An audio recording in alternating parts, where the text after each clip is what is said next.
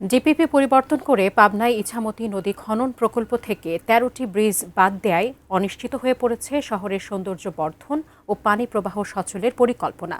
এতে ক্ষোভ জানিয়েছেন পরিবেশ কর্মী ও স্থানীয়রা। বিস্তারিত জানাতে শহরের খেয়াঘাট এলাকা থেকে সরাসরি যুক্ত হচ্ছেন প্রতিনিধি রিজবিজয়। রিজবিজয়, ১৩টি ব্রিজ বাদ দেয়ায় কি আসলে দুর্ভোগে পড়বেন স্থানীয় মানুষজনরা, এই বিষয় নিয়ে আপনার কাছ থেকে আসলে বিস্তারিত জানতে চাই।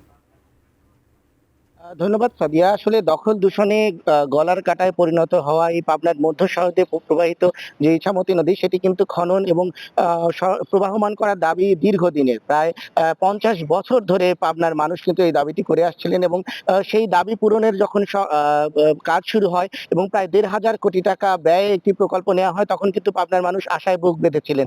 তো সেখানে যখন এটার সমীক্ষা করা হয় এই প্রকল্পের, সে সময় কিন্তু বুয়েটের বিশেষজ্ঞরা জানিয়েছিলেন যে পাবনা শহরের মধ্য দিয়ে যে ছোট ছোট যে ব্রিজগুলো করা হয়েছে দীর্ঘদিনে উন্নয়ন পরিকল্পনার মধ্য দিয়ে, সেই জায়গাগুলোতে আসলে ত্রুটি থাকার কারণে এই ছোট ছোট ব্রিজগুলোই কিন্তু এর পানি প্রবাহের প্রধান অন্তরায়। তো সেক্ষেত্রে এই প্রকল্পটি যখন নেওয়া হয়, এই শহরাংশের ১৩টি ব্রিজ ভেঙে নতুন করে উঁচু ব্রিজ করার একটা পরিকল্পনা দেওয়া হয়েছিল এবং সেটি কিন্তু গৃহীতও হয়েছিল।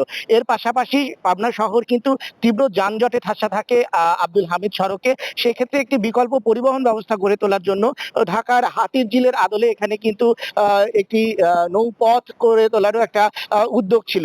এর পাশাপাশি পুরো এই শহরকে একটি নান্দনিক সৌন্দর্যেও আনার একটা পরিকল্পনা এটা এই ডিপিপিতে ছিল, যেটি প্রস্তাবনার অনুযায়ী কাজ শুরু হয়। কিন্তু নজিরবিহীন ভাবে নির্বাচনের মাত্র ৭ দিন আগে একটি প্রভাবশালী মহলের চাপে এই ডিপিপি আবার রিভাইজ করা হয়েছে বলে অভিযোগ পরিবেশ কর্মীদের, এবং তারা বলছেন যে সেখান থেকে এই ১৩টি ব্রিজ বাদ দেওয়া হয়েছে, যেটি পানি উন্নয়ন বোর্ডের কর্তৃপক্ষ নিশ্চিত করেছেন। এবং এর কারণে আসলে এই প্রকল্পের যে মূল উদ্দেশ্য যে প্রবাহমান করা, সেটি কিন্তু বাধার মুখে পড়বে। এবং এর পাশাপাশি যে সৌন্দর্য বর্ধন এবং এটিকে একটি নান্দনিক স্থাপনা হিসেবে গড়ে তোলা এবং এর পাশাপাশি যোগাযোগের যে বিকল্প পথ, সেটিও কিন্তু বাধাগ্রস্ত হবে। সব মিলে এই নজিরবিহীন ভাবে এই ডিপিপি সংশোধন এবং এই প্রকল্পকে অন্যভাবে কাজের যেই পরিকল্পনা এখন পানি উন্নয়ন বোর্ড করেছে, তাতে আসলে প্রকল্পটির যে মূল উদ্দেশ্য সেটি ব্যাহত হবে এবং এর পাশাপাশি পুরো পরিকল্পনাটাই আসলে একটা অনিশ্চয়তার মুখে পড়বে বলে জানিয়েছেন পরিবেশ কর্মীরা।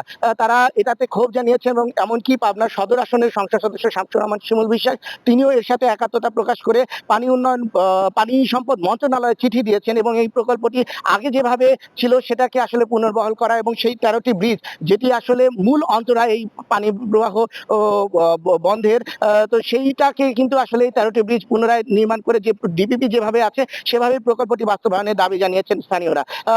সাদিয়া, এই ছিল আমার কাছে এই ইছামতি খনন প্রকল্পের যে অচলাবস্থা বা অনিশ্চয়তা, সেটির সর্বশেষ খবর।